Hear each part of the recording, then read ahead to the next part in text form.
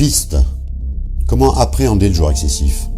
Le joueur excessif, comme on a coutume de qualifier le joueur dépendant, peut être considéré comme un malade du jeu, donc atteint d'une pathologie, celle de la dépendance.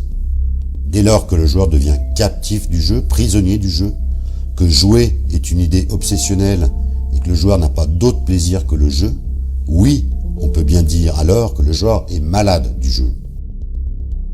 Cela dit, une fois qu'on a considéré ce joueur excessif comme un malade, l'aide-t-on réellement? Y voit-on plus clair sur la sortie à donner à un problème de jeu?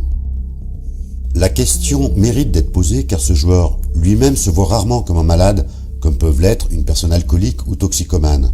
D'ailleurs, il ne consulte, pour ainsi dire, jamais. Avant d'être vu, considéré d'emblée comme un malade, nous prenons le parti de dire que ce joueur excessif, à nos yeux, peut être vu d'abord comme un être humain, très humain, terriblement humain même, qui s'est bien laissé emporter, enlever, prendre par la toute-puissance de séduction du jeu, par les passions à jouer, mais aussi les malices du jeu, ses espiègleries, ses petites perversions secrètes.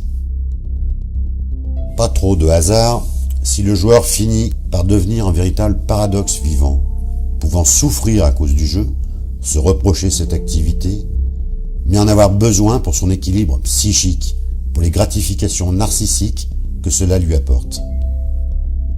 Le joueur excessif n'est donc pas tout à fait un malade comme les autres.